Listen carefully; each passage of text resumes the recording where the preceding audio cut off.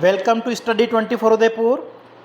आज के इस वीडियो लेक्चर में हम बात करेंगे राजस्थान लोक सेवा आयोग आरपीएससी के द्वारा रिसर्च असिस्टेंट 2016 में जो पेपर हुआ था उस पेपर को आज के इस वीडियो में हम डिस्कस करने वाले हैं।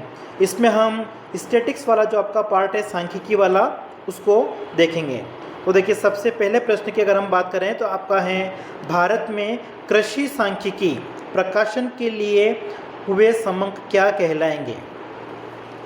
ठीक है, देखिए भारत में कृषि सांख्यिकी की अगर हम बात करें तो जो भारत का सांख्यिकी निदेशालय है उसके द्वारा ये प्रकाशित किया जाता है। और भारत की जो कृषि सांख्यिकी होती हैं उसमें मुख्य रूप से जो कृषि होती हैं उससे संबंधित जो भी डेटा होते हैं, समंक होते हैं, जैसे कि फूड सिक्योरिटी, खाद्य सुरक्षा के बारे में हो गया आपका, न्यूनतम समर्थन मूल्य जो होता है, ठीक है, एमएसपी जिसको हम कहते हैं, या फिर सरकार के द्वारा कृषि कार्यों के लिए जो सब्सिडी दी जाती हैं, कृषि का जो बीमा होता है, भू उपयोग कितना है, इन सब के बारे में जो डेटा है वो किस में प्रकाशित किया जाता है, भारत में जो कृषि सांख्यिकी है उसमें प्रकाशित किया जाता है। तो ये एक तरह से क्या है, इसका डेटाबेस हम कह सकते हैं।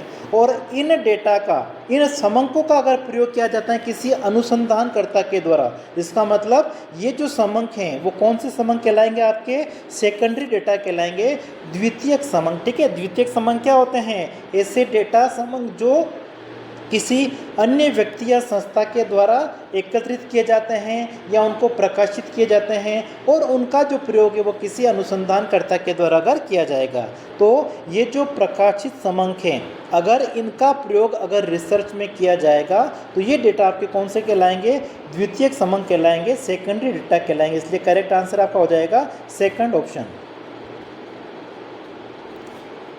अगला देखिए, राजस्थान में आर्थिक एवं सांख्यिकी निदेशालय, ठीक है, आर्थिक एवं सांख्यिकी निदेशालय की अगर बात करें तो राजस्थान में ये आया था आपका 1956 में स्थापित हुआ था। ठीक है, और इसका जो मुख्यालय हम कह सकते हैं, ठीक है, वो आपका कहाँ पे है, जयपुर में। तो ऑप्शन आपका तीसरा इसमें सही होगा। अगला देखिए, निम्न में से कौन समंक को दर्शाता है।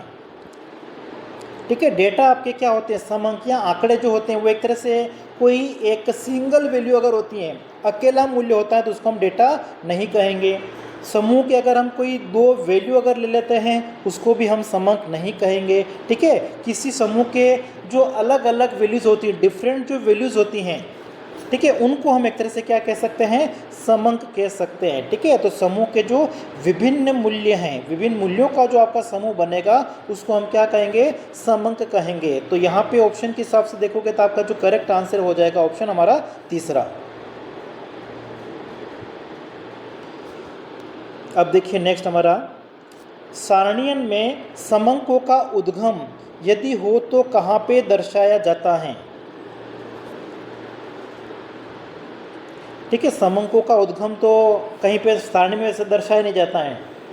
ठीक है, जैसे ऊपर आपका होता है कि सारणी संख्या लिखी जाती हैं। ठीक है, इधर आपकी सारणी संख्या हो जाएगी, उसके बाद में इधर आपके जो कैप्शंस होते हैं, कैप्शंस आपके इस वाली साइड में आ जाते हैं। ठीक है, शीर्षक भी जिसको हम कहेंगे। फिर उसके बाद में आपके जो स्टब्स होते हैं, ठीक है, आपकी जो रो होती हैं उनकी जो हेडिंग आपकी होती है उसको हम क्या कहते हैं, स्टब्स कहते हैं। ये जो आपका है इसको हम क्या कहते हैं, बॉडी कहते हैं। ठीक है, और कोई अगर सोर्स होता है उसको यहाँ पे नीचे लगा जाता है। ठीक है, फुट नोट जो होता है वहाँ पे सोर्स को लिखा जाता है। तो समंकों का जो उद्गम होता है वो तो नहीं बताया जाता है।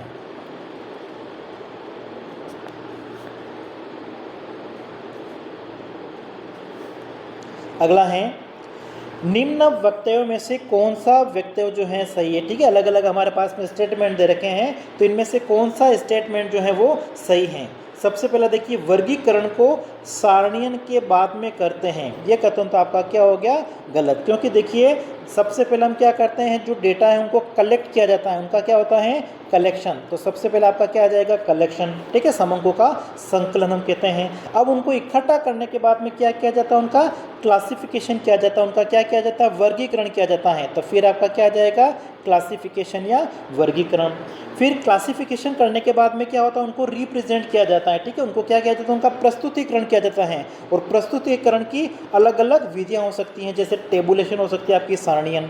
ठीक है, तो सारणीयन आपका क्या है, टेबुलेशन, मतलब ये आपका क्लासिफिकेशन के बाद में आएगा। रिप्रेजेंट का तरीका हम कह सकते हैं, डायग्राम के हम थ्रू बता सकते हैं। तो ये रिप्रेजेंटेशन जो होता है वो आपका कब आएगा, क्लासिफिकेशन के बाद में आएगा। तो टेबुलेशन जो आपका है वो क्लासिफिकेशन के बाद में आता है। तो वर्गीकरण को सारणीयन से पहले करते हैं, ये बिल्कुल सही है। ठीक है, जो हम सारणीयन करेंगे उससे पहले क्या किया जाएगा, जो भी समय इकट्ठे किए गए हैं उनका वर्गीकरण किया जाएगा। तो यहाँ पे जो आपका करेक्ट आंसर वो हो जाएगा ऑप्शन हमारा सेकंड। अगला देखिए, एक आयत चित्र में अपेक्षित बारंबारताएं समानुपाती होती हैं। ठीक है, जो आयत चित्र हम बनाते हैं, बार डायग्राम जो बनाया जाता है इस तरीके से, हिस्टोग्राम जैसे आपका ये हो गया, ये हमारी फ्रीक्वेंसी लेते हैं इधर यूँ। ठीक है, जो भी हमारी फ्रीक्वेंसी होगी उसके हिसाब से अगर हम बनाते हैं इनको, तो यह आपका हो जाएगा कि ये एक तरह से क्या है, जो हमारे रेक्टेंगल हमने बनाया है, ठीक है, उनकी एक तरह से ऊंचाई को दर्शाते हुए हम कह सकते हैं। ठीक है, तो आयतों की ऊंचाई के बराबर होती हैं, हाइट ऑफ रेक्टेंगल्स जो होती हैं उनके ये समानुपाती होगी। तो करेक्ट आंसर आपका कौन सा हो जाएगा, इसमें हो जाएगा फोर्थ ऑप्शन।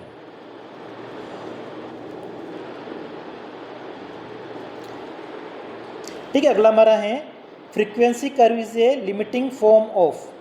ठीक है, हमारा जो आवर्ती वक्र होता है, ठीक है, फ्रीक्वेंसी कर्व को हिंदी में हम क्या कहते हैं, आवर्ती वक्र, या इसको हम कह सकते हैं बारंबारता वक्र कह सकते हैं। और बारंबारता वक्र जो होता है वो किसका सीमित रूप होता है, तो फ्रीक्वेंसी कर्व को हम हिस्टोग्राम और पॉलीगॉन जो होता है, ठीक है, हिंदी में इसको हम कहेंगे आयत चित्रों के द्वारा प्रदर्शित कर सकते हैं, तो आयत चित्रों का रूप हो जाएगा।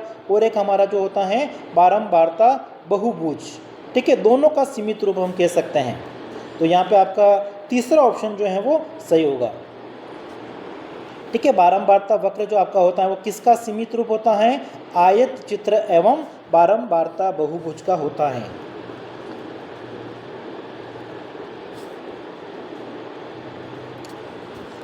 नेक्स्ट है, विचलनों के वर्ग का योग न्यूनतम होता है जबकि विचलन लिए जाते हैं। ठीक है, देखो विचलन को हम लिखते हैं आपका डी के द्वारा, और विचलनों का वर्ग आपका क्या हो जाएगा, डी स्क्वायर। ठीक है, अगर डी स्क्वायर जो है वो आपका मिनिमम कब होगा, वर्गों का योग, योग मतलब आपका ये होगा सिग्मा डी स्क्वायर। और ये जब हम समांतर माध्य से लेते हैं, मतलब x माइनस एक्स बार करके अगर आप d निकालोगे, या हम इसको हम डी एक्स लिख सकते हैं। ठीक है, तो ये आपका जो डी एक्स स्क्वायर है वो आपने कैसे निकाला है, समांतर माध्य की सहायता से निकाला है, तभी इसका जो योग होता है डी स्क्वायर वो क्या होगा आपका न्यूनतम। और इसीलिए हम क्या करते हैं, जो आपका स्टैंडर्ड डेविएशन होता है या फिर कोफिशिएंट ऑफ कोरिलेशन हो गया, सहसंबंध गुणांक हो गया, प्रभाव विचलन, ठीक है, निकालने के लिए हम क्या करते हैं, समांतर माध्य का प्रयोग करते हैं। क्यों, क्योंकि समांतर माध्य से जो विचलन निकाले जाते हैं उन विचलनों के वर्गों का योग क्या होता है, न्यूनतम होता है। तो यहाँ पे आपका जो करेक्ट आंसर है वो कौन सा हो जाएगा, fourth option, mean, arithmetic mean, या हम कह सकते हैं समांतर माध्य। अगला है, निम्नलिखित में से कौन सा माध्यिका को दर्शाता है। ठीक है, देखो मध्यिका आपका होता है मीडियन n/2 कह सकते हैं, या आपका कंटिन्यूस जो सीरीज होती है अखंडित श्रेणी, और डिस्क्रीट और इंडिविजुअल सीरीज जो होती है व्यक्तिगत और खंडित श्रेणी में आपका होता है n+1/2। लेकिन यहाँ पे अगर हम चतुर्थक की बात करें तो चतुर्थक आपका जो Q2 होता है वो किसके इक्वल होता है, मीडियन के इक्वल होता है। तो यहाँ पे प्रथम चतुर्थक Q1 तो नहीं होगा, तो पहला तो आपका गलत हो जाएगा। फिर आपका देख रहा है 25वां शतमक P25, ये भी मीडियन के इक्वल नहीं होगा। जो बीच में वैल्यू होगी, ठीक है, बीच में आपकी कौन सी होगी, P50, 50वां जो आपका शतमक होता है, ठीक है, परसेंटाइल आपका कौन सा, 50वां। तो 50वां शतमक जो है वो किसके बराबर होता है, मध्यिका के बराबर होगा, मीडियन के बराबर होगा। ठीक है, मीडियन के बराबर कौन कौन से होंगे आपके, एक तो हो जाएंगे Q2, ठीक है, फिर अगर आप देखोगे परसेंटाइल में आपका क्या हो जाएगा, P50। ठीक है, ये दोनों किसके इक्वल होते हैं, मीडियन के इक्वल होते हैं। तो यहाँ पे P50 था, इसलिए 50वां शतमक।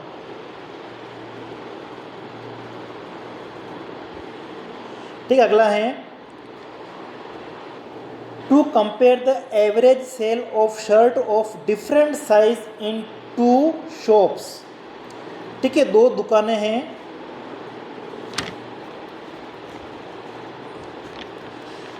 ठीक है, 2 दुकानों के विभिन्न माप के कमीजों की औसत बिक्री कितनी हुई। ठीक है, विभिन्न माप का मतलब क्या हो गया, जैसे कि आपका एल साइज़ का है, एम साइज़ का है, एक्सएल साइज़ का है, डबल एक्सएल है। ठीक है, इनकी औसत बिक्री कितनी हुई है। तो इनकी औसत बिक्री निकालने के लिए किसका प्रयोग किया जाएगा, मोड, बहुलक। ठीक है, आप जानते हैं कि एक टी शर्ट बनाने वाली कंपनी है, तो टी शर्ट बनाने के लिए वो क्या करती हैं, प्रत्येक व्यक्ति का वो मेजरमेंट माप नहीं लेगी, वो एक स्टैंडर्ड साइज होती हैं, तो जैसे एल जो माप का होता है उसके टी शर्ट बनाएगी, एम माप का जो होता है उसके बनाएगी, एक्सेल माप का बनाएगी। ठीक है, वो देखेगी कि सबसे ज़्यादा लोगों के जो एक्सेल साइज़ है वो अधिकतर लोगों की आ जाती है, माना कि जो युवा वर्ग होता है तो ज़्यादा प्रोडक्शन वो किसका करेगी, एक्सेल का।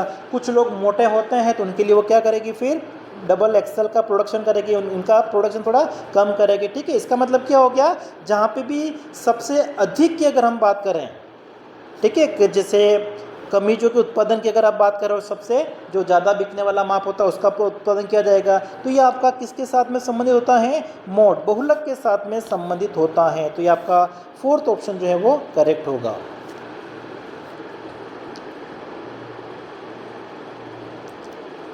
अगला देखिए, ज्योमेट्रिक मीन ऑफ 5 ऑब्जर्वेशंस। देखिए, अगर कोई 2 वैल्यू हैं तो उनका हम जो गुणोत्तर माध्य है वो कैसे निकालते हैं, जैसे माना कि एक संख्या 5 है, दूसरी क्या है 10, तो 5 को 10 से मल्टीप्लाई करके उसका हम क्या करते हैं, अंडर रूट निकाल देते हैं। ठीक है, अगर 2 संख्या है तो 3 संख्या होगी तो हम क्या करेंगे, उसका क्यूब रूट निकाल लेंगे। तो यहाँ पे हमारे पास में कितनी संख्याएं हैं, 5 संख्याएं हैं। तो 5 संख्याओं का जो आपको ज्योमेट्रिक मीन निकालना है, माना कि वो 5 संख्याएं आपकी 1 2 3 4 5। अब इनका ज्योमेट्रिक मीन निकालने के लिए हम क्या करेंगे, इन 5 को मल्टीप्लाई करके, ठीक है, उसका हम क्या निकाल देंगे, रूट निकालेंगे। लेकिन यहाँ पे कौन सा निकालना आपको, 5वां। और रूट अगर आप हटाओगे, ठीक है, तो उसको हम कैसे ले सकते हैं, उसकी पावर आपकी 1/5 हो जाएगी। ठीक है, ये आपका हो जाएगा x1 x2 x3 x4 x5, और इसको हम ले सकते हैं, इसकी पावर क्या है आपकी 1/5। ठीक है, तो ये आपका हो जाएगा ऑप्शन हमारा सेकंड। केवल 2 वैल्यू होती है तो उसके लिए हमेशा अंडर रूट लगा सकते हैं। ठीक है, 5 वैल्यू है तो आपको ऐसे भी ले सकते हैं हम। ठीक है, यहाँ पे आप 5 लिख के x1 x2 x3 x4 x5, ठीक है, और रूट हटाओगे तो फिर क्या होगा, जो हमारी वैल्यू हैं उनके पावर कितनी हो जाएगी आपकी 1/5। अगला है, अनुपातों के औसत के लिए कौन सा माध्य उपयुक्त होगा।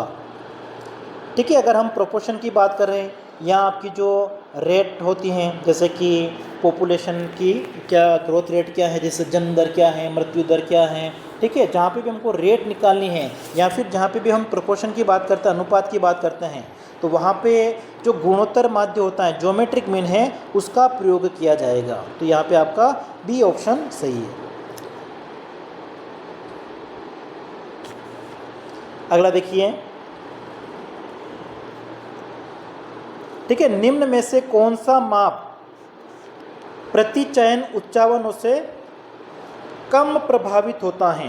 ठीक है, जो हम सैंपल लेते हैं, सैंपल को अगर हम कम ज़्यादा कर दें तो भी उसमें परिवर्तन नहीं होगा। ठीक है, ऐसा कौन सा मेजरमेंट है, जैसे कि आपका समांतर माध्य है या बहुलक है या फिर मध्यिका है या फिर हरात्मक माध्य है। ठीक है, जो हमने समंक लिए हैं, तो जो समंक हम ले रहे हैं, जो हम सैंपल ले रहे हैं, उन सैंपल को हम क्या करें, बढ़ा दें, या सैंपल की मात्रा क्या कर दें, कम कर दें, तो इनमें से कौन सा औसत जो है वो प्रभावित नहीं होगा या कम प्रभावित होगा। तो कौन सा प्रभावित कम होगा, जो सभी मानों के ऊपर निर्भर करता है। तो देखिए, जब हम समांतर माध्य निकालते हैं तो समांतर माध्य निकालने के लिए हमारे पास में क्या होना चाहिए, सारे समंक होते हैं उनका प्रयोग किया जाता है, इसलिए सबसे कम प्रभावित कौन होगा, समांतर माध्य। बाकी जैसे देखिए, बहुलक निकालने के लिए हम क्या देखते हैं कि सबसे ज़्यादा आवृत्ति किस वैल्यू की है, अगर दूसरी वैल्यू हमको पता नहीं भी है तो भी हम उसका बहुलक निकाल सकते हैं। सेम मध्यिका में भी ऐसा होता है कि जो हमारी एक्सट्रीम वैल्यू होती है, चरम वैल्यू होती है, उससे प्रभावित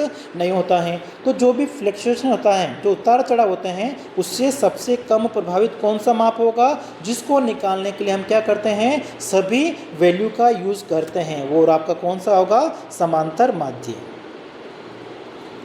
अगला देखिए, तीन संख्याओं 40, 50 व x का गुणोत्तर माध्य आपका कितना है, 10। तो x का मान क्या होगा, यहाँ पे आप देखिए तीन संख्या हैं, तो तीनों संख्याओं का ज्योमेट्रिक मीन आप कैसे निकालोगे, 40 इंटू 50 इंटू तीसरी वैल्यू आपको पता नहीं वो क्या है, x, ठीक है। और यहाँ पे तीन वैल्यू थी तो ये हमने लिख दिया 3, और आपको इसका ये मान दे रखा है, कितना दे रखा है, 10, तो यहाँ पे आपका आ जाएगा 10। अब बस इसको आपको सोल्व करना है। अब इसको हटाने के लिए क्या करोगे, दोनों तरफ हम क्या करें, क्यूब से मल्टीप्लाई कर दें, ठीक है। तो ये आपका क्या हो जाएगा, 10 क्यूब, ठीक है। 10 क्यूब इक्वल टू आपका क्या हो जाएगा, 40 इंटू 50 इंटू एक्स, ठीक है। बस इसको आप सोल्व कर लीजिए। अब तो देखिए 10 का जो क्यूब होता है, ठीक है, ये आपका क्या था, देखो 10 का क्यूब बराबर 40 इंटू 50 इंटू एक्स। अब देखिए 10 का क्यूब कितना होता है, 10 इंटू 10 इंटू 10, 10 को 10 से मल्टीप्लाई किया 100, 100 को 10 से मल्टीप्लाई किया 1000, ये आपका आ गया 1000। और 40 को अगर आप 50 से मल्टीप्लाई करोगे कितना आ जाएगा, 40 को 50 से मल्टीप्लाई करने पर आ जाएगा 2000, और 2000 को अगर आप इधर लाओगे तो वो आ जाएगा डिवाइड में, 2000 डिवाइड हो जाएगा, इक्वल टू हमारे पास में क्या बचेगा, x बचेगा। तो देखो इसको आप सोल्व कर लीजिए, कितना आ गया, 1/2, मतलब x की वैल्यू आपकी कितनी होगी, 1/2 होगी, ठीक है। फर्स्ट ऑप्शन आपका यहाँ पे सही है।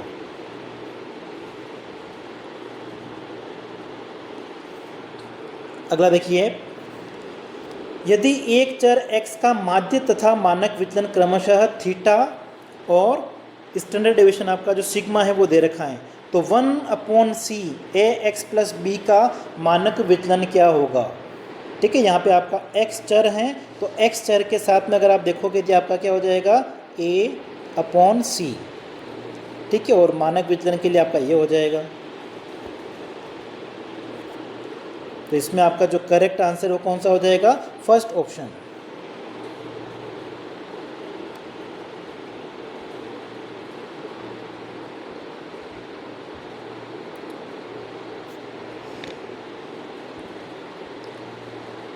ठीक है। फिर नेक्स्ट देखिए, 100 विद्यार्थियों के अंकों का माध्य आपको कितना दे रखा है, 40।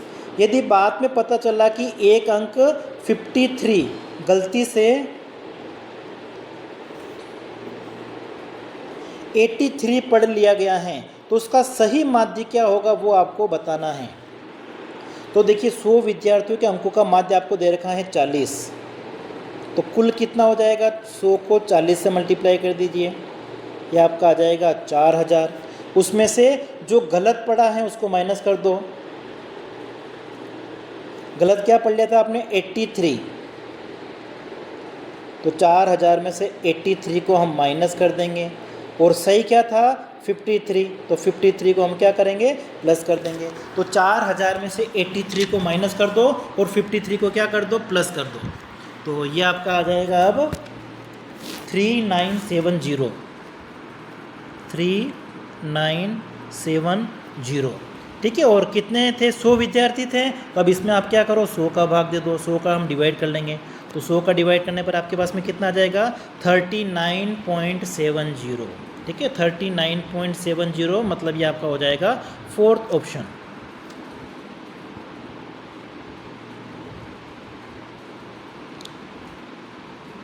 अगला है, ओझाई वक्रों के प्रतिच्छेद बिंदु से मिलता है, ठीक है। ओझाई वक्र आपके कौन से होते हैं, से कम और से अधिक वक्र जो बनते हैं, ठीक है। से कम और से अधिक वक्र को अगर आप बनाओगे तो एक वक्र का आकार ऐसे बनेगा, एक वक्र आकार बनेगा नीचे की तरफ गिरता हुआ, और दोनों जहाँ पे काटेंगे, ठीक है, लेस देन और मोर देन की हम बात कर रहे हैं, लेस देन और मोर देन जो फ्रीक्वेंसी कर होता है, इन दोनों को आपने यहाँ पे मिला दिया, तो यहाँ पे जो वैल्यू होगी वो आपकी कौन सी होगी, मीडियन, ठीक है, मध्यिका होगी। तो यहाँ पे आपका जो करेक्ट आंसर है वो कौन सा हो जाएगा, सी ऑप्शन, ठीक है। जो हमारे ओझाई वक्र होते हैं, ओझाई वक्र कौन से होते हैं, दो होते हैं, ठीक है, दो कौन कौन से होते हैं, एक तो लेस देन फ्रीक्वेंसी वाला और एक मोर देन फ्रीक्वेंसी वाला। ठीक है, और दोनों जहाँ पे एक दूसरे को इंटरसेक्ट करेंगे वहाँ पे कौन सी वैल्यू होती है, मीडियन होती है, मध्यिका का निर्धारण किया जाता है। तो ओजाई वक्रों के हम क्या कर सकते हैं, मध्यिका निकाल सकते हैं।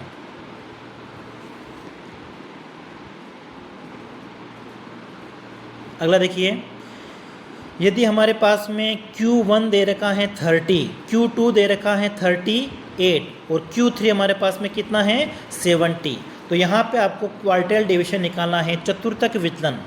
और चतुर्थक विचलन का आपका जो फॉर्मूला होता है वो क्या होता है, Q3 माइनस Q1 अपॉन 2।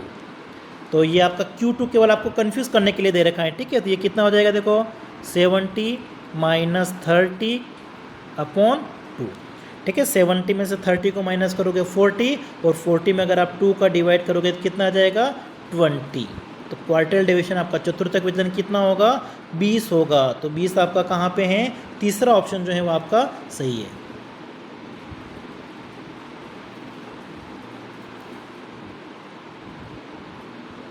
ठीक है, अगला देखिए,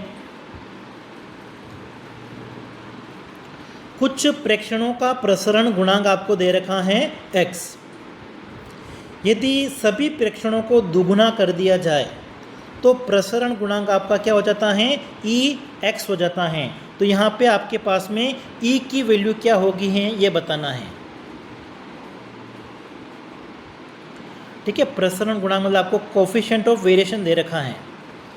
ठीक है, और कोफिशिएंट ऑफ वेरिएशन का जो आपका फॉर्मूला होता है, ठीक है, वो क्या होता है, स्टैंडर्ड डेविएशन अपॉन मीन, और उसको हम क्या करते हैं 100 से मल्टीप्लाई कर देते हैं। तो CV आपके पास में कितना दे रखा है, X मान रखा है। ठीक है, और सभी प्रेक्षणों को अगर दुगुना कर देंगे तो देखो सभी को अगर दुगुना करोगे तो आपका जो स्टैंडर्ड डेविएशन है, प्रमाप विचलन है, वो भी क्या होगा, दोगुना हो जाएगा। और जो हमारा समांतर माध्य है वो भी क्या होगा, दोगुना हो जाएगा। तो जो आपका कोफिशिएंट ऑफ वेरिएशन है, ठीक है, उसमें तो कोई परिवर्तन नहीं होगा, और उसमें अगर परिवर्तन नहीं होगा इसका मतलब E की वैल्यू आपके पास में कितनी होनी चाहिए, 1 होनी चाहिए। ठीक है, तो इसको आप एक बार चेक कर लेना।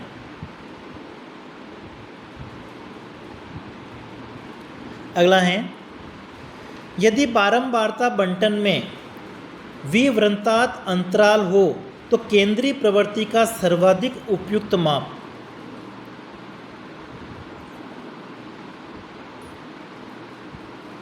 अच्छा, ओपन इंटरवल। ठीक है, खुले सिरे वाले जो हमारे पास में अगर कोई वैल्यू होती है, खुले सिरे का मतलब जैसे कि आपको दे दें कि 10 से कम दे दें, फिर आपका लिखा हुआ जाए 12 से 15, 15 से 18, इस तरीके से अगर हमारे पास में कोई वैल्यू होती है, ठीक है, तो इनको हम क्या कहते हैं, एक तरह से आपका ओपन एंड जो सीरीज़ है। तो इस प्रकार की जो सीरीज़ होती हैं उनमें अगर आपको औसत ज्ञात करना है तो औसत ज्ञात करने के लिए हम किसका प्रयोग करेंगे, यहाँ पे मध्यिका का प्रयोग करेंगे, मीडियन का प्रयोग किया जाएगा। ठीक है, ओपन इंटरवल अगर प्रेजेंट होता है किसी फ्रीक्वेंसी डिस्ट्रीब्यूशन में, ठीक है, तो वहाँ पे मध्यिका का जो प्रयोग करना सर्वाधिक अच्छा माना जाता है। तो यहाँ पे आपका फर्स्ट ऑप्शन। नेक्स्ट है, मासिक खर्चों को दिखलाने के लिए सबसे उपयुक्त चित्र कौन सा है।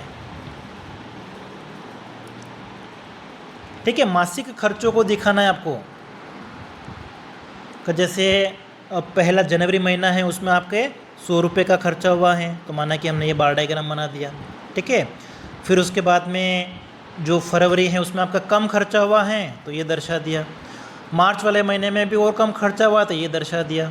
ठीक है, जितना भी होगा हम फ्रीक्वेंसी के हिसाब से दर्शा देते हैं। अप्रैल में ज़्यादा खर्चा हुआ तो इस तरीके से हम क्या करेंगे, उसका हिस्टोग्राम बनाते हैं। ठीक है, तो जो हिस्टोग्राम होता है वो मासिक खर्चों को दिखाने के लिए उपयुक्त रहता है। ठीक है, तो ये आपका जनवरी का हो गया, फरवरी का, मार्च का, इस तरीके से हम नीचे लिख लेते हैं। तो ये आपका आयत चित्र जो होता है, ठीक है, वो उपयुक्त रहेगा।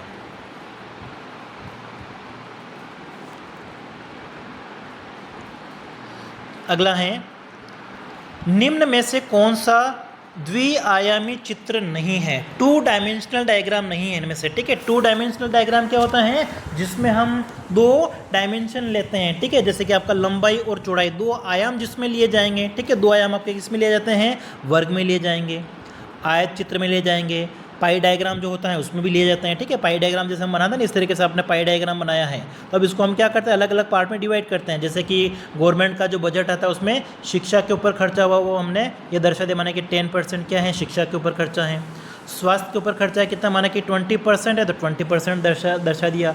एग्रीकल्चर के ऊपर कितना है 50% है तो हमने 50% दर्शा दिया। इसके हम क्या करते हैं, सब डिवाइड करते हैं, अलग अलग भाग करते हैं। इसका मतलब ये भी आपका किस में आएगा, 2 डायमेंशनल में आएगा। तो 2 डायमेंशनल में आपका वर्ग चित्र आएगा, आयत चित्र आएगा और पाई चित्र भी आता है। ठीक है, आपका जो मल्टीपल बार डायग्राम होता है वो इसमें नहीं आएगा। ठीक है, बहुगुणी चित्र इसमें नहीं आता है। अगला देखिए, आयत चित्र किन समंकों के लिए उपयुक्त होता है। ठीक है, जो हिस्टोग्राम हम जो बनाते हैं उसमें हमारे पास में जो डिस्ट्रीब्यूशन है वो किस प्रकार का होना चाहिए, अखंडित हम कह सकते हैं। ठीक है, अखंडित है, जो हमारा कंटिन्यूस फ्रीक्वेंसी डिस्ट्रीब्यूशन होता है वो सही रहता है। ठीक है, जैसे कि आपका प्राप्तांक दे दे 0 से 10 के बीच में कितने विद्यार्थियों के हैं, 10 से 20 के लिए कितने हैं, 20 से 30 के लिए कितने हैं, और फिर आप बनाओगे जैसे यहाँ पे। ठीक है, 0, 10, 20, 30, तो 0 से 10 का आपने बनाया, प्राप्तांक जो भी फ्रीक्वेंसी होगी उसके हिसाब से। फिर 10 से 20 के बीच में कितना उसका आपने बना दिया इस तरीके से। ठीक है, 20 से 30 के बीच में कितना उसका बना दोगे। मतलब यहाँ पे आपका जो हिस्टोग्राम है वो कहाँ पे उपयुक्त रहेगा, जब हमारे पास में जो डेटा है फ्रीक्वेंसी डिस्ट्रीब्यूशन है वो किस प्रकार का है, अखंडित प्रकार का है। अखंडित को हम सतत भी कह सकते हैं, कंटिन्यूस फ्रीक्वेंसी डिस्ट्रीब्यूशन के लिए सही रहेगा। अगला देखिए, एक आयत चित्र द्वारा सरलता से ज्ञात किया जा सकता है। ठीक है, जो आपका हिस्टोग्राम होता है, जैसे कि आपने हिस्टोग्राम बनाया है इस तरीके से।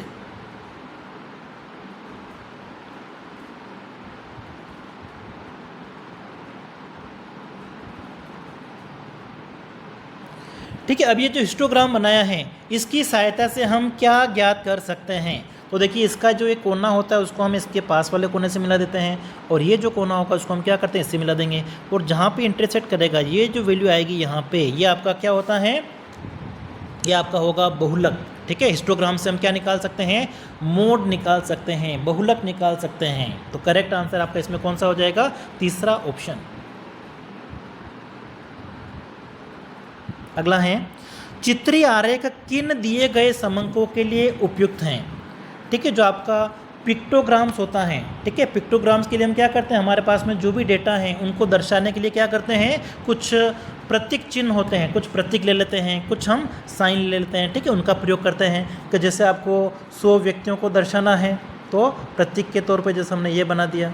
ठीक है, माना कि ये 5 व्यक्तियों को दर्शा रहा है, तो ऐसे आपको कि जैसे कि ये एक आपने जो बनाया 10 व्यक्तियों को दर्शा रहा है, तो 100 को दर्शाने के लिए आप क्या करोगे, इसे 10 बना दोगे। ठीक है, इस तरीके से आप 10 बना देंगे। तो 10 मतलब वो कितने व्यक्तियों को दर्शा रहे हैं, 100 व्यक्तियों को दर्शा रहे हैं। तो कोई भी हम चिन्ह ले लेते हैं, प्रतीक ले लेते हैं, उसके आधार पर हम क्या करते हैं, हमारे जो डेटा है उनको अगर दर्शाते हैं तो आपका क्या होता है, पिक्टोग्राम।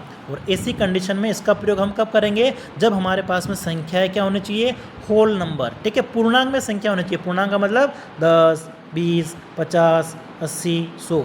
ठीक है, इस प्रकार की जो डेटा संख्या होगी उन्हीं के लिए उपयुक्त रहता है। तो करेक्ट आंसर सेकंड ऑप्शन।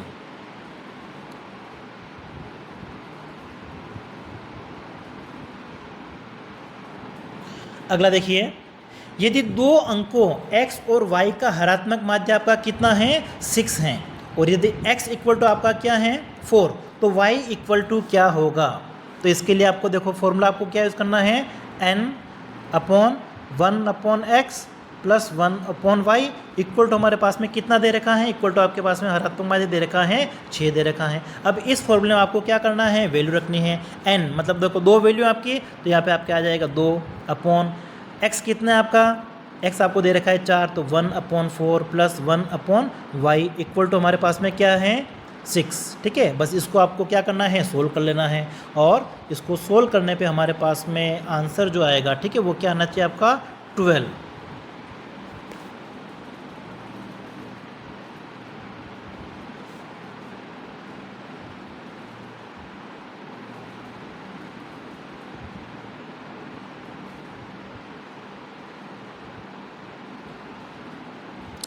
ठीक है, अगला देखिए, संख्याओं के 2 समूह a और b के माध्य समान हैं।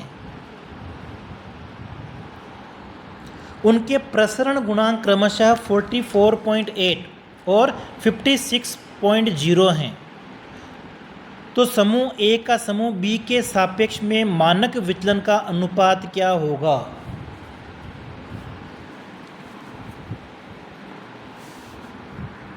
ठीक है, यहाँ पे आपके पास में देखिए क्या है, प्रसरण गुणांक मतलब कोफिशिएंट ऑफ वेरिएशन दे रखा है, और वो कितना है आपका 44.8 इक्वल टू, ये आपका स्टैंडर्ड डेविएशन हो गया प्रमाण विचलन अपॉन समांतर माध्य हम मान लेते हैं कितना है, माना कि आप एक एग्जांपल में हम 100 मान के कर लेते हैं और इंटू आपका क्या हो जाएगा 100। तो ये देखिए प्रमाण विचलन यहाँ पे कितना आ गया, माना कि 44.8 हो गया। अब दूसरा जो है उसमें भी समांतर माध्य समान है, माना कि उसमें भी हम क्या मानेंगे, आप 100 ही मानेंगे, और उसको देखोगे तो उनका जो प्रमाण विचलन आएगा वो भी कितना आएगा 56.0 है, तो वही आएगा 56.0। अब दोनों का रेशियो निकाल लो। ठीक है, दोनों का रेशियो मतलब ये आपका 44.8 अपॉन 56। ठीक है, इसको अगर आप सोल्व करते हो तो आपके पास में कितना आ जाना चाहिए 4/5। ठीक है, ए अपॉन बी और बी अपॉन ए करोगे तो कितना आ जाएगा 5/4। तो दोनों हो सकता है इसमें। ठीक है, 4/5 भी हो सकता है, 5/4 भी हो सकता है। तो यहाँ पे देखिए दो ऑप्शन दे रखे हैं। ठीक है, इसलिए उस क्वेश्चन को डिलीट किया गया था। अगला देखिए, आंकड़ों के किसी समूह के लिए निम्न में से कौन सा सत्य है? ठीक है, यहाँ पे अगर आप जो आपका समांतर माध्य हैं, गुणोत्तर माध्य हैं, हरात्मक माध्य हैं, इनके बीच में अगर आप संबंध देखोगे तो सबसे जो बड़ी वैल्यू होती है वो आपकी क्या होता है, समांतर माध्य सबसे बड़ा होता है। ठीक है, उसके बाद में आपका क्या होता है ज्योमेट्रिक मीन, और उसके बाद में आपका क्या होता है हार्मोनिक मीन जो होता है उसकी वैल्यू क्या होती है सबसे कम होती है।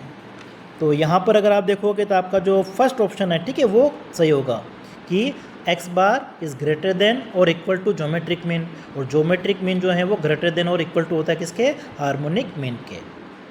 ठीक है, तो इसमें आपका फर्स्ट ऑप्शन सही है।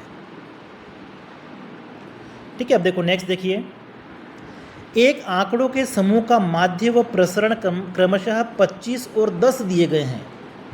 यदि आंकड़ों की सभी संख्याओं को 5 से गुणा कर दिया जाए तो नया माध्य हमारा क्या होगा, तो नया माध्य भी आपका क्या होगा 5 गुना बढ़ जाएगा। तो देखिए पहले आपका माध्य कितना है 25, तो 25 का 5 गुना हम कर देंगे, कितना हो जाएगा 125। तो अब देखिए 125 आपका कहाँ पे दे रखा है, पहले ऑप्शन में भी दे रखा है और तीसरे में भी दे रखा है। इसका मतलब अब हमको क्या करना पड़ेगा, इसका नया प्रसरण भी देखना पड़ेगा। अब देखिए प्रसरण यहाँ पे कितना है 10, तो प्रसरण जो होगा वो 10 मतलब 5 गुना नहीं बढ़ेगा। ठीक है, प्रसरण आपका 10 दे रखा है और जो आपका प्रमाण विचलन है वो 5 गुना बढ़ जाता है। ठीक है, 5 का आपका क्या होगा स्क्वायर हो जाएगा। ठीक है, 5 × 5 करोगे कितना आएगा 25, और 25 को अगर आप 10 से मल्टीप्लाई करोगे कितना आएगा 250। इसका मतलब इसमें आपका जो आंसर होगा वो होगा फर्स्ट।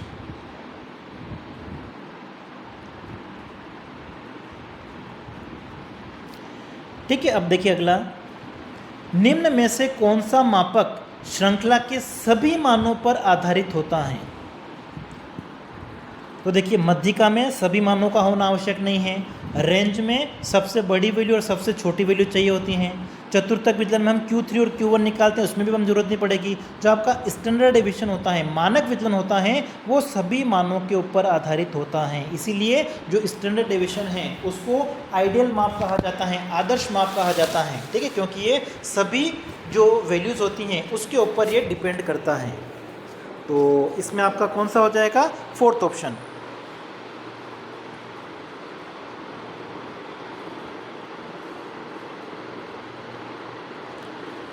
ठीक है, नेक्स्ट देखिए, ये हमारा हाइपोथेसिस टेस्टिंग से है। ठीक है, जो हमारी परिकल्पना परीक्षण वाला टॉपिक है उसके साथ में हमारे अब क्वेश्चन है।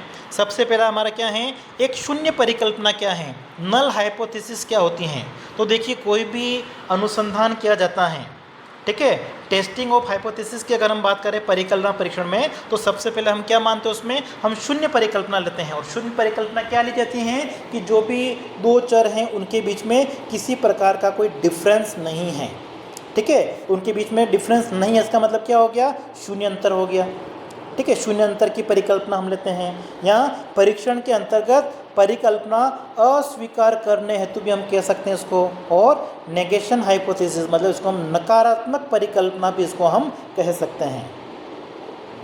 ठीक है, तो यहाँ पे ये सभी मतलब करेक्ट आंसर आपका इसमें हो जाएगा फोर्थ ऑप्शन। अगला देखिए, एक वैकल्पिक परिकल्पना क्या है।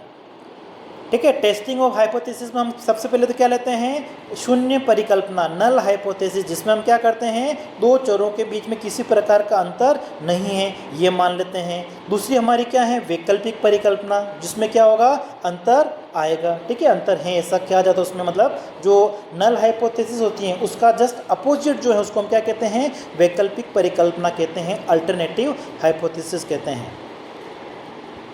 तो यहाँ पर अगर आप देखोगे, ठीक है, तो जो आपकी अल्टरनेटिव होती हैं उसका एक मतलब वो किसका अल्टरनेटिव है, नल हाइपोथेसिस का। ठीक है, तो जिसके विरुद्ध हम क्या करते हैं, शून्य परिकल्पना का परीक्षण करते हैं, उसी को हम क्या कहेंगे, वैकल्पिक परिकल्पना कहेंगे। आपका सी ऑप्शन यहाँ पे सही होगा।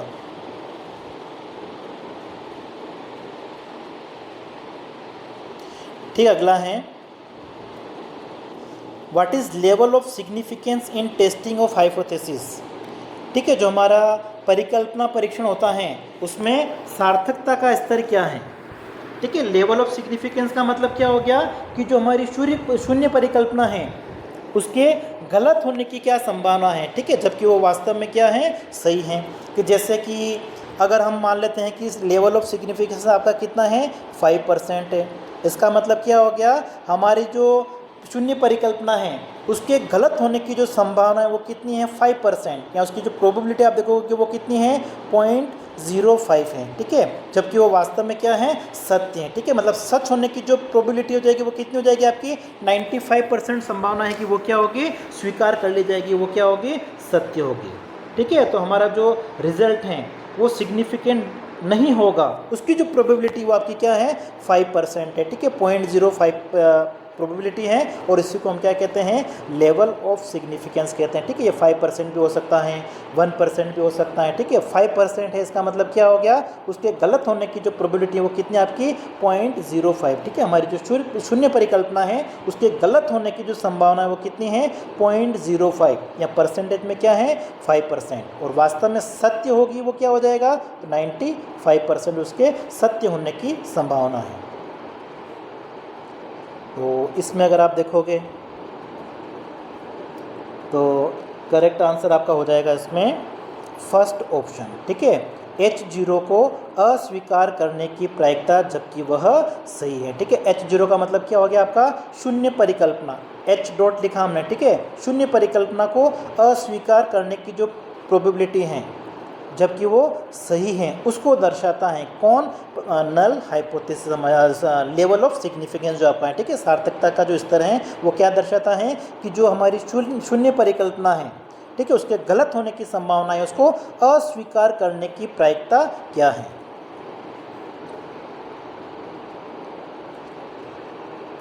ठीक है, अगला देखिए, जब शून्य परिकल्पना सही हो और उसे अस्वीकार किया जाए। ठीक है, हमारी जो नल हाइपोथेसिस हैं वो क्या हैं, सही हैं, लेकिन उसको हमने क्या कर दिया, अस्वीकार कर दिया, मतलब सही को आपने रिजेक्ट कर दिया, इसको हम क्या कहते हैं, प्रथम प्रकार की त्रुटि, और गलत को आपने स्वीकार कर लिया वो आपकी क्या है, द्वितीय प्रकार की त्रुटि है। ठीक है, टाइप सेकंड एरर में क्या होता है, गलत को आपने स्वीकार कर लिया, सही को आपने रिजेक्ट कर दिया, ये आपकी प्रथम प्रकार की त्रुटि होती है। ठीक है, जो चीज़ सही है उसको आपने रिजेक्ट कर दिया, ये टाइप 1 एरर है।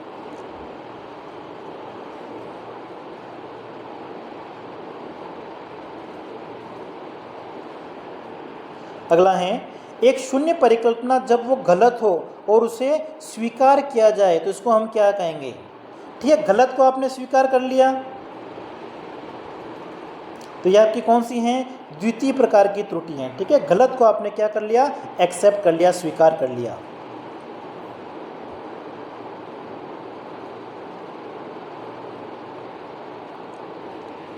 ठीक है, अगला है, परिकल्पना में थीटा की वैल्यू आपकी 70 है और इसके विरुद्ध थीटा जो है वो क्या है, 70 से ज़्यादा है के लिए परीक्षण की एक क्रांतिक क्षेत्र। देखो, थीटा की वैल्यू अगर आपकी 70 से ज़्यादा आ गई, इसका मतलब जो हमारा क्रिटिकल रीजन है, क्रांतिक क्षेत्र होगा, वो क्या होगा, दाएं सिरे वाला होगा, और 70 से अगर ये वैल्यू आपकी कम होगी तो हमारा जो क्रिटिकल रीजन वो आपका क्या होगा, बाएं सिरे वाला होगा। ठीक है, बाएं एक सिरे वाला, तो यहाँ पे थीटा 70 से ज़्यादा है इसलिए दाईं ओर होगा एक सिरे वाला।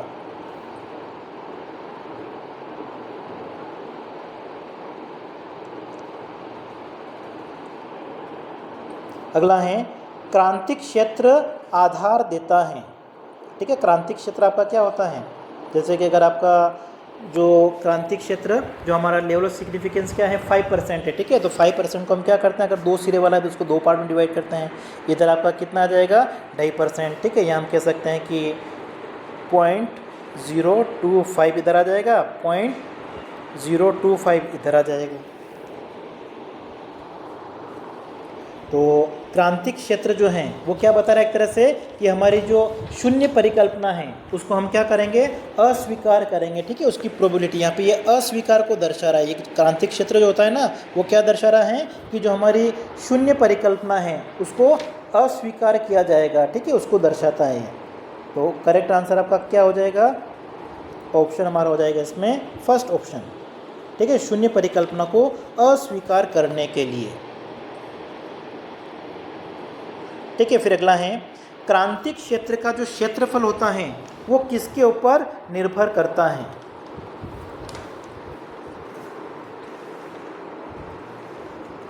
क्रांतिक जो हमारा क्षेत्र है, क्रिटिकल रीजन जो कहा जाता है, ठीक है, वो किसके ऊपर निर्भर करेगा, तो किसके ऊपर निर्भर करेगा, एक तो लेवल ऑफ सिग्निफिकेंस क्या है हमारा, और दूसरा हमारा अल्टरनेटिव हाइपोथेसिस क्या है। अगर लेवल ऑफ सिग्निफिकेंस मानना कि कितना है 5% है। ठीक है, 5% का मतलब आपका हो गया 0.05 है। तो फिर हम क्या करेंगे, क्रिटिकल रीजन को 2 पार्ट में डिवाइड कर देंगे। ठीक है, लेफ्ट साइड में आपका क्या हो जाएगा, इसका हाफ कर दो, लेफ्ट साइड में आपका हो जाएगा 0.025 और राइट साइड में भी आपका कितना होगा 0.025 ही होगा। तो यहाँ पे अगर आप देखोगे तो करेक्ट आंसर आपका हो जाएगा जो प्रथम प्रकार की जो त्रुटि होती हैं उसके माप के ऊपर ये निर्भर करेगा कि हमारी जो नल हाइपोथेसिस हैं, ठीक है, उसको अस्वीकार करने की क्या प्रायिकता है।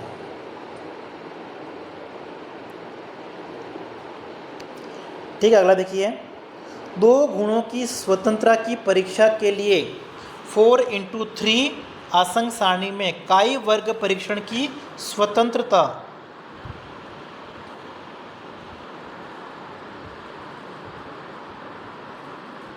कोटि क्या होगी। ठीक है, डिग्री ऑफ फ्रीडम की अगर हम बात करें तो डिग्री ऑफ फ्रीडम निकालने के लिए हम क्या करेंगे, रो में से 1 को माइनस कर देते हैं, कॉलम में से भी हम क्या करेंगे 1 को माइनस कर देंगे। तो यहाँ पे देखो ये हो जाएगा 4 - 1 और 3 - 1, 3 × 2, 3 × 2 करने पर कितना आ जाएगा आपका 6। मतलब जो स्वतंत्रता की कोटि हैं वो आपकी क्या हो जाएगी 6 हो जाएगी। ठीक है, मतलब तीसरा ऑप्शन आपका यहाँ पे सही होगा। ठीक है, फिर अगला देखिए, एक हमारे पास में 2x2 आसंक सारणी है, उसमें गुणों की स्वतंत्रता के परीक्षण के लिए काई वर्ग परीक्षण का सूत्र क्या होगा। तो काई वर्ग परीक्षण के लिए हम क्या करते हैं, ये देखो यहाँ पे आपके पास में दे रखा है।